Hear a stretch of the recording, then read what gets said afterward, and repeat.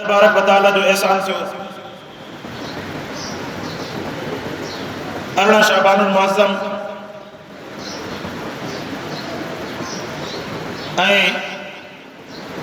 जुमातुल मुबारक जे ॾींहं में अल्लाह के राज़ी करण जी नियत सां कायनात के अंदर सब का अजीम घर सब का अजीम जगह जैसे मथा अल्लाह तबारक व तआला जो रहमत नाज़िल थींदियूं आहिनि उन जगह के अंदर अल्लाह के फज़ल सां असां ऐं अवां गॾु थिया आहियूं।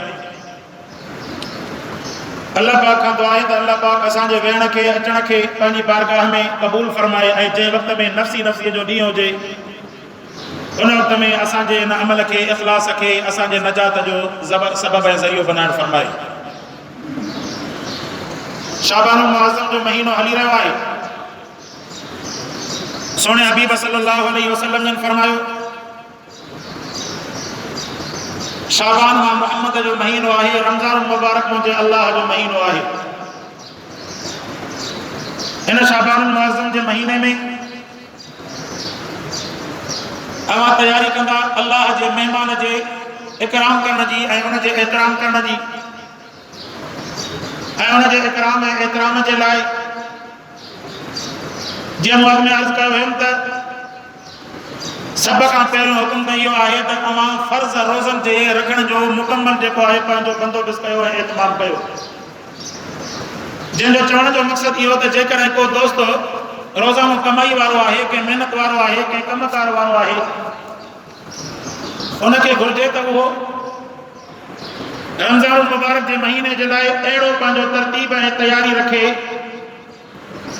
जैसे करे रमज़ान के रोज़न के रखण में कंहिं भी किस्म की का शय रुकावट न बणिजे, न कमाइण न वरी का मसरूफियत न को कमकार, ये सब कम पहिरियां छॾाए छॾे अल्लाह जो मुबारक मेहमान महीनो अचे तो इन रमज़ान महीने के अंदर रब की रहमत तेज वॾे खुड़े मींहं वांगुरु इंसान के मथां नाज़िल थींदी आहे। ऐं इन में सिर्फ़ ऐं सिर्फ़ रोज़न की तैयारी न आहे। इंसान जेकर पंहिंजे अमल पे नज़र करे तो इंसान के अंदर केतरियों कोताहियूं ऐं केतरा खतरनाक किस्म जा मूज़ी मर्ज़ जेके असांजे फितरत के अंदर शामिल आहिनि। कुरान की तालीम भी हले थी, नमाज भी हले थी, तबलीग भी हले थी, दीन की मेहनत भी हले थी, पर असांजे किरदार में असांजे अखलाक में असांजे कम में कंहिं भी किस्म की अल्लाह ऐं अल्लाह के रसूल की ताबेदारी शामिल न थी थिए। इहो वॾे में वॾो असांजे लाइ हिकिड़े क़िस्म जो अलमियो आहे। अल्लाह तबारक व तआला आज़माए थो बाने के ऐं इन आज़माइण जे लाइ रब साईं इंसान खे तकलीफ़ भी ॾींदो आहे ताकि बाने के इन शइ जो एहसास थिए त इंसान तूं बानो थी करे रहो, रब की बादशाही के अंदर मालिक थियण की कोशिश न कर। जियां हिकिड़े हमरा मिसाल लिखियो, अंग्रेज़ पालींदा आहिनि कुता, त हिकिड़ो डॉक्टर हुयो वेटनरी डॉक्टर जानवरनि जो डॉक्टर, उन वटि हिकु अंग्रेज़ यानी पंहिंजो भले नस्ल वारो कुतो खणी आई। उनखे चई त हिनखे जेको आहे ट्रीटमेंट करेसि, हले छो मूंसां रहे कोन थो, हिते निभाग थो करे, घर के अंदर न कुछ खाए न पिए, रुगो ॿाहिरि भॼण की कोशिश तो करे। त हुन डॉक्टर चयसि त कीअं तूं हीअं करे हिनखे हिकिड़ो ॾींहुं मूं वटि छॾियो। पाण वटि डॉक्टर वटि हुयो मेहन जो वाड़ो, जानवरनि जो डॉक्टर जो हुयो, मेहन जो वाड़ो हुयुसि। हुन मेहन जे वाड़े में उते जेको बीठल हुयुसि जत हुनखे चई त बरोच वॾा हिकिड़ो कमु करे, कुतो जेको आहे हिन मेहन जे वाड़े में बीहार, हिकु हिकु कलाक खां पोइ पानी में पिसाए करे लितर वाहेसि, अहिड़ा लितर वाहेसि जो यादि रख। वो भी हमरा जेको आहे मेहन जे वाड़े जो बीठल हुनजो सम्झो था त छा हुनजो मिज़ाज हूंदो। हुन बि हिकु हिकु कलाक खां पोइ लितर जूता वहाए वहाए 24 कलाकनि खां बाद में उहा ई मालकियाणी हुनजी आई डॉक्टर वटि, जी मूं वारो कुतो तयारु आहे? जी हा। जीअं कुते खे ॿाहिरि कढी भुल ॾेई करे हुनजी जड़ी मिली।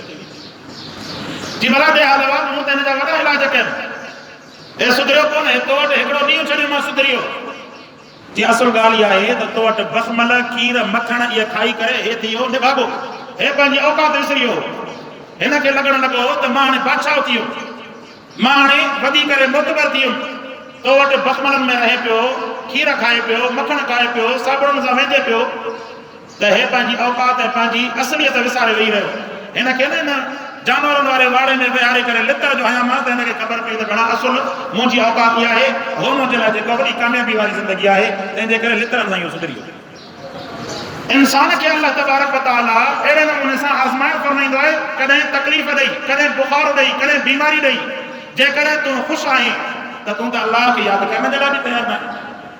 अवां महसूसु कंदा पंहिंजी फितरत में, असां बि हुन में शामिल आहियूं, जॾहिं बुखार हूंदो, तकलीफ़ हूंदी, या को मुआशरे जा ॿिया कहिड़ा मामलात हूंदा, इन मामलात जे अचण खां बाद में जॾहिं अल्लाह जे तरफ़ मुतवजह थींदा आहियूं त अखियुनि मां ॻोढ़ा वेही ईंदा आहिनि। ऐं हीअं आम तौर ते दुआ घुरंदासीं न, ख़बर ई न आहे रब्बना आतिना फिद दुनिया हसनतन व फिल आखिरति हसनतन व क़िना अज़ाबन्नार। ख़बर ई न आहे त दुआ लाइ छा घुरे, हीअं आहे कोन्हे। ऐं जॾहिं दर्द थिए थो, जॾहिं कुदरत जो नचड़ो लॻे थो, जॾहिं तकलीफ़ अचे थी, जॾहिं कर्ज़ी वणाइनि था, जॾहिं घर जा मसाइल परेशान कनि था, पोइ अची करे इंसान ॾिसो त कीअं रब जे घर में ईअं अची करे वेहंदो, जीअं न कूमा ते मुर्गो हुजे हुनजे मथां जे पाणी हार जे सियारे में, ईअं अची करे पोइ रब जे साम्हूं, हे अल्लाह मां त कमज़ोर आहियां, मुंहिंजो हाल हीअं थी, रब तूं न कंदे त ॿियो केरु कंदो। पोइ ॾिसो त ईअं वेठो थो रोए जो हमरा खे पोइ ख़बर पवंदी त वाक़ई अल्लाह आहे। अल्लाह तबारक व तआला बाने खे असल में पंहिंजी औकात यादि ॾियारींदो आहे। बाना इहा तोखे ज़िंदगी बि मां अल्लाह ॾिनी माए, तोखे सिहत बि मां अल्लाह ॾिनी माए, तोखे बचड़ा बि मां अल्लाह ॾिना माए, तोखे इहा ज़िंदगी ऐं रहण करण जे लाइ घर, इहो जेको मुआशिरो, इहो रिज़्क़, इहो हर क़िस्म जी जेका नेमत तूं हासिल करे थो, इहा नेमत काइनात जे अंदरि कोई ॾियण वारो कोन्हे। इन नेमत खे ॾियण वारो जेकॾहिं आहे त उहो सिर्फ़ु ऐं सिर्फ़ु मुंहिंजो ख़ालिक़ अल्लाह आहे। जॾहिं अल्लाह चाहींदो, जॾहिं चाहीं त असांखे ज़िंदगी अता फरमाई, जॾहिं रब चाहींदो मौत ॾींदो, ऐं मौत ॾियण खां बाद में अव्हां जे लाइ का मोहलत कोन्हे। मोहलत वारी इहा ज़िंदगी आहे। इन ज़िंदगी जे अंदरि पंहिंजे रब खे सॾे वठो, पंहिंजे पालनहार खे राज़ी करे वठो, अल्लाह सां दोस्ती रखी ॾिसो। दुनिया जी दोस्ती तव्हां रखी ॾिठी, तव्हांखे दोस्तनि धोखा ॾिना, अव्हांखे कूड़ायूं, अव्हांखे मुख़्तलिफ़ क़िस्मनि जी आज़माइशुनि में मुब्तला कयो, पर तव्हां मुंहिंजे ख़ालिक़ सां दोस्ती रखी ॾिसो। उहो अल्लाह न करे तव्हां सां ठगी कंदो, न तव्हां सां करे कूड़ ॻाल्हाईंदो, न करे तव्हांखे कंहिं बि क़िस्म जो धोखो ॾींदो। रब सां तव्हां दोस्ती रखंदा। फरमाई त प्यारे हबीब सल्लल्लाहु अलैहि वसल्लम जन फरमायो, अल्लाह जी दोस्तीअ जो तक़ाज़ो इहो आहे, तव्हां हिकु गिराट वधंदा, रब जी रहमत तव्हांजे तरफ़ हथु वधी ईंदी, तव्हां हथु वधी ईंदा, रब जी रहमत तव्हांजे तरफ़ हिकिड़ी फरलांग वधी ईंदी, तव्हां फरलांग वधाईंदा, रब जी रहमत डोड़णु शुरू कंदी, तव्हां डोड़ंदा, अल्लाह जी रहमत तव्हांखे वेड़े करे भरतों में वेड़े वठंदी। इहा मुंहिंजे रब जी रहमत आहे। अल्लाह तबारक व तआला इंसान खे पंहिंजी हैसियत जे अंदरि रहण फरमाईंदो आहे। मुंहिंजा दोस्त मुआरज़ कनि त इंसान पंहिंजी हैसियत में रहे। जेके मुआशरे जे अंदरि अवां ॾिसंदा त के अल्लाह जे मथां चतर था कनि, अल्लाह जे मथां आसान था कनि। हे जेको कोड़े जो 2 ॾींहं हलियो त रब जे मथां चतर पियो करे, मुख़्तलिफ़ क़िस्म जा नकुल कुफर नबाशत, उहे लफ़्ज़ नकुल करण जहिड़ा ई न आहिनि। हालांकि हुनखे सोचणु घुरिजे, मूंखे ज़िंदगी ॾियण वारो अल्लाह, मूंखे मौत ॾियण वारो अल्लाह, मूंखे बीमारी ॾियण वारो अल्लाह, बीमारी खां सिहत ॾियण वारो मुंहिंजो अल्लाह। उन अल्लाह सां कीअं थो चाहियां, इहा ज़बान उन अल्लाह जे ख़िलाफ़ कीअं थो ॻाल्हायां, हालांकि हिन ज़बान खे ॻाल्हाइण जी ताक़त ऐं कुदरत जेकॾहिं ॾिनी आहे त उहा बि मुंहिंजे अल्लाह ॾियण फरमाई आहे। तंहिंजे करे मुआरज़ कयुमि त रमज़ान में सिर्फ़ु रोज़े जी तयारी न हुजे, रोज़े खां गॾोगॾु पंहिंजे किरदार जे अंदरि बि फ़र्क़ु आणण जी इंसान जे अंदरि तयारी हुजे।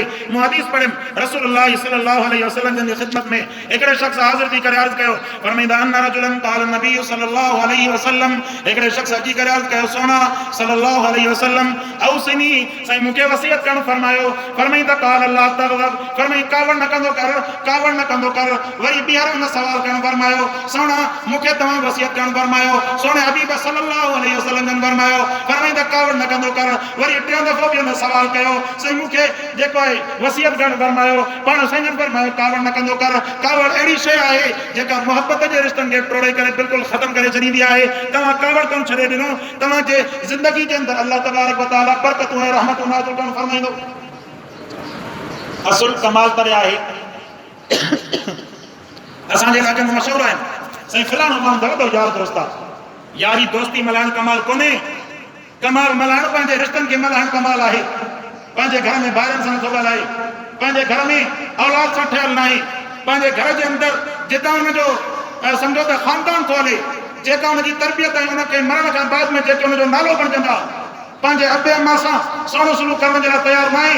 पाड़े जे अंदर मशहूर आहे वॾो यार वेसा या यारी वेसी कंहिं कम जी कोन्हे पहिरियां माण्हू सवाल करे पंहिंजे अॻे अम्मा खां अव्हां खे इहो कमु न हलंदो जो इंसान जी जीअं अॼुकल्ह हलिया आहिनि मुख़्तलिफ़ क़िस्मनि जूं बीमारियूं साईं मुंहिंजो जिस्म मुंहिंजी मर्ज़ी जीअं वणेसि को ॻाल्हाए ईअं कोन्हे जेकॾहिं तुंहिंजो जिस्म तुंहिंजी मर्ज़ी या जंहिंजी ज़बान उहो हुते ॻाल्हाईंदो कानून खां आरी थी करे हलंदासीं त पोइ रिश्तनि जो ऐं इस्लाम जो कंहिं बि क़िस्म जो फ़र्क़ु ई कोन रहंदो सो मुंहिंजा दोस्तो रसूलुल्लाह सल्लल्लाहु अलैहि वसल्लम जन उन शख़्स खे वसियत करणु फरमाई त कावड़ न कंदा कयो कावड़ न करणु इहा बि इस्लाम जी वॾे में वॾी सिफ़त आहे इंसान सिर्फ़ु इन हिकु जेको आहे सुन्नत ते अमल करे अल्लाह तबारक व तआला ज़िंदगी जे अंदरि केतिरियूं आसानियूं जेको आहे दाख़िल करणु फरमाईंदो अल्लाह पाक खां दुआ आहे अल्लाह से अमल करण जी तौफ़ीक़ अता फरमाए।